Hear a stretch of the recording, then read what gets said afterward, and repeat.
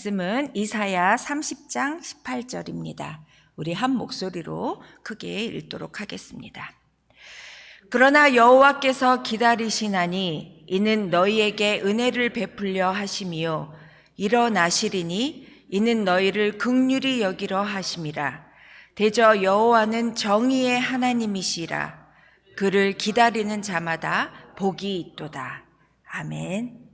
2021년 11월 16일 화요 새벽 예배에 함께 하신 여러분들을 예수님의 이름으로 축복합니다.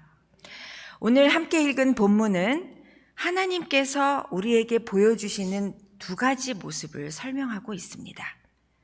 기다려주신다, 일어나신다. 하나님께서는 우리를 기다려주신다고 하십니다. 이 말씀을 머리로는 알겠는데 실제로 우리의 삶 속에서 우리가 하나님을 더 기다린다고 생각하지는 않나요?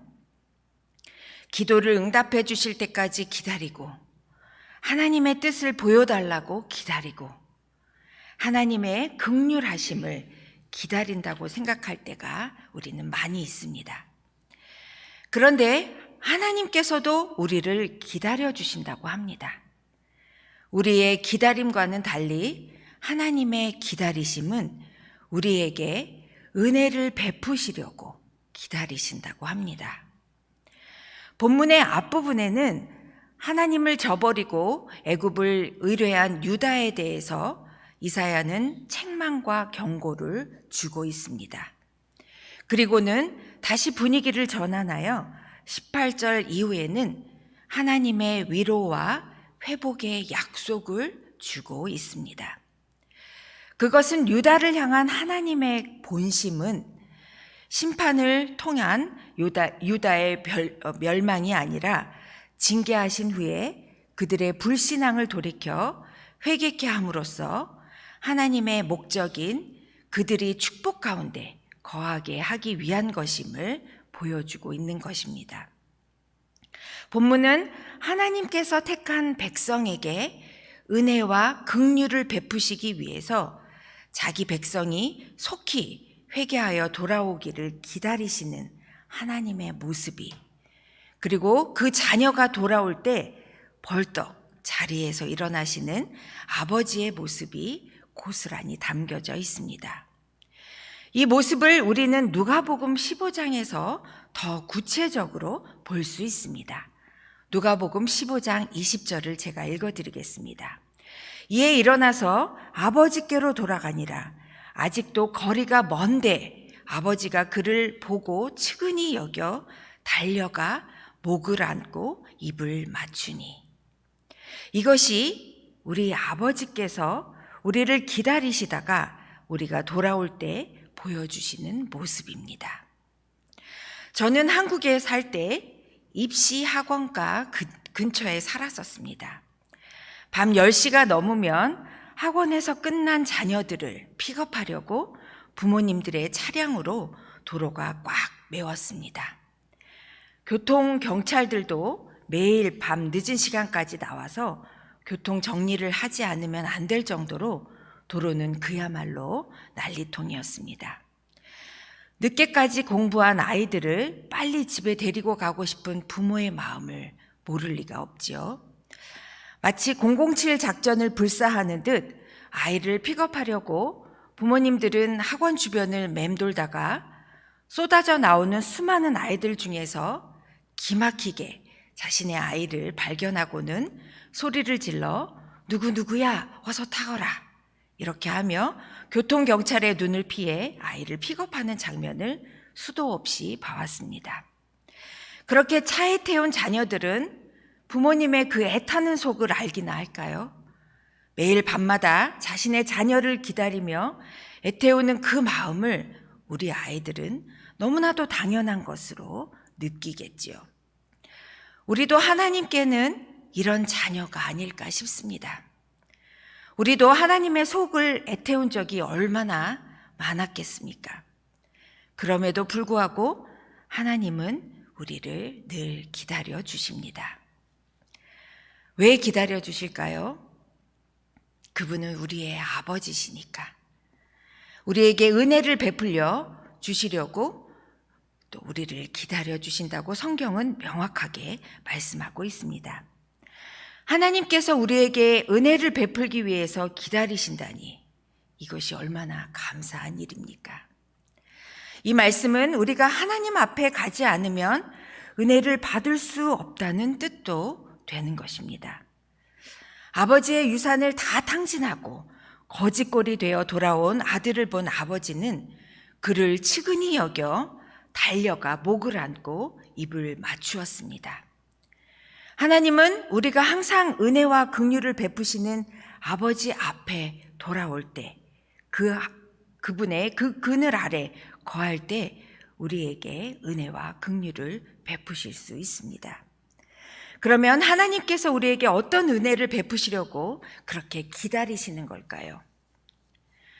깨닫는 은혜를 베푸시려고 기다리십니다. 하나님께서는 우리가 깨달을 때까지 기다려 주십니다. 우리의 죄악을 인정하고 회개할 때를 기다리셨다가 그분의 은혜를 받을 만한 때가 오면 우리에게 한없는 은혜를 부어 주십니다. 우리도 이런 하나님의 기다리심을 따라 우리도 기다릴 줄 알아야 할 텐데 말이 쉽지 기다린다는 것은 너무나도 힘들고 고통스러운 일입니다. 믿음의 공동체 안에서도 복음에 먼저 빚진 자는 믿음이 연약한 지체들을 위해 기다림이 필요합니다. 함께 가는 공동체를 위해서 기다려주는 것이야말로 가장 큰 사랑의 속성이 아닌가 싶습니다. 진정한 사랑만이 기다리는 그 고통을 이길 수 있습니다. 믿음의 공동체 안에서 우리는 알게 모르게 많은 훈련을 서로 받습니다. 내가 누군가를 기다려주고 인내하고 함께 중보하며 지체를 세워가는 믿음의 단련을 받고 있을 때 나는 누군가의 인내와 기다림으로 인해 지금 이 모습으로 세워져 가고 있다는 사실을 우리는 기억해야 합니다. 그 누군가는 예수님이시기도 하고 또 다른 나의 믿음의 선배들일 수도 있습니다. 그래서 믿음의 공동체를 통해서 우리의 믿음이 성장하도록 하나님께서 이 공동체를 허락하신 것입니다. 기다려주는 사람만이 사람을 변화시킬 수 있습니다. 또 하나님께서는 우리를 위해 일어나신다고 합니다. 그렇게도 기다리던 아들이 돌아오는데 어찌 앉아서 맞이할 수 있을까요? 있던 자리에서 벌떡 일어나 맞이하시는 하나님의 마음을 엿볼 수 있는 표현입니다. 아직도 가까이 오려면 먼데 먼저 달려나와 목을 끌어안으시며 입을 맞추는 아버지 마음에 긍휼하심이 있습니다. 그 긍휼하심이 저와 여러분을 지금도 향하고 있음을 오늘 이 아침 저희들에게 주시는 말씀이십니다. 오늘도 이 주신 말씀, 우리를 위해 기다리시고 또 우리를 맞이하시는데 벌떡 일어나 맞이하시는 그러한 그 아버지의 그 마음을 오늘도 붙드시고 그 마음 가운데 오늘도 승리하시는 저와 여러분이 되시기를 축복합니다. 기도드리시겠습니다. 은혜로우신 하나님 참으로 감사드립니다. 이 귀한 아침 저희들을 말씀으로 깨워주시고 이 말씀으로 또 오늘 하루를 승리하며 나아갈 수 있도록 저희들을 붙잡아 주셔서 감사합니다. 늘 저희들을 인내하시며 기다려주시는 아버지, 그 기다림 가운데 오늘도 저희들이 넘어지지 않고 또 주님을 바라볼 수 있음이 큰 은혜입니다. 이 은혜를 통해 저희들이 한 걸음 더 주님께 나아가는 저희 한 사람 한 사람이 될 수 있도록 붙잡아 주시옵소서. 이 은혜로 말미암아 주의 복음이 전파되지는 귀한 통로가 저희들이 될 수 있도록 인도하여 주시옵소서.